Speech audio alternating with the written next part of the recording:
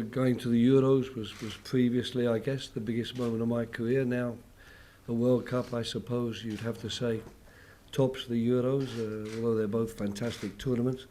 And also I feel going into this tournament that I've been with the team now for 2 years, been with the players for 2 years. I feel very much more at home, if you like, in the role, and very much more aware of what's needed and what I hope I can bring, and certainly what the players can bring. So it's something we're looking forward to enormously, and we're determined not to let the opportunity slip by without grasping it and making certain we have an effect upon the tournament. Because you inherited the Euros, really, but this, for want of a better sentence, this feels like your baby. Yeah.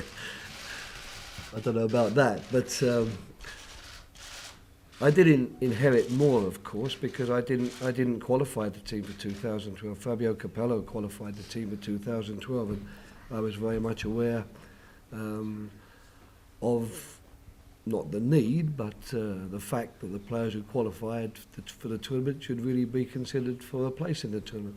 A lot's gone on since then, and I've had a lot more chance to assess players as well, because I've got to be honest, when you're working as a club coach, you see other players and you might even have an opinion about how good or otherwise they are, but you can't really assess players until such time as it's your job to assess them, and your focus is totally on assessing them. And now I've had 2 years, and this is the squad I've chosen. It's a squad I'm very pleased with, and you certainly won't hear any excuses from Stephen and myself if anything untoward happens, because we believe that we're in the right place and we're the right people to do it.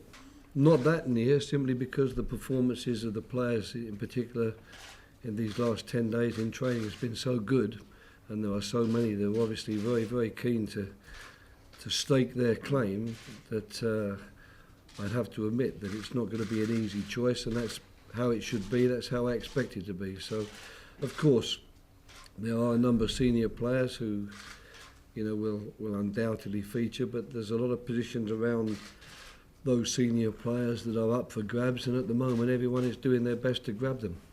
What's your approach for tomorrow's game then, Roy? What's the sort of balance you're hoping to strike between putting out, if you like, your number 111 and wanting to experiment? Well, I would defy anyone really to second guess my first 11 at the moment. One. Two, it's a little bit strange, the game. I don't know how Steve feels about it. It'd be interesting to hear his opinion, but we've done so much focusing on so many things that we wanted to establish to make certain that when we go to Miami next week and the sort of real countdown for our matches in Brazil begins, that this game suddenly seems to have come out of nowhere. And when you're normally with an England team, you spend all your time preparing for this opponent. You talk a lot about the opponent. You talk a lot about how you are going to play against this opponent. I must admit, on this occasion, our work has been much more focused on June the 14th. But it's a game we're really looking forward to, and it's certainly a game that we're going to take very, very seriously, because I'm pleased to hear there's going to be another very, very big crowd there tomorrow night. And, we're all desperate to leave England having left behind a good impression for our own fans. So, can you give us any selection clues? Well, unfortunately I can't. It's not because I particularly want to disguise the team, but the fact is I haven't told the team. We've had quite a few meetings, important meetings, but we haven't had the meeting yet where I actually tell the players the team I've selected, and that won't take place until lunchtime tomorrow. And as you know, I don't like to do it in the press before the players know. In terms of potential partnerships, a lot's been talked about Wayne Rooney and Daniel Sturridge up front. I mean, what are your observations as to how that partnership has developed and flourished over the last year? I don't think we've had the opportunity to see the two that goes many times as we would like, because quite often one or the other of them has been injured. It's one of many potential combinations, and what I can say is we're talking about two excellent players, two first-class players.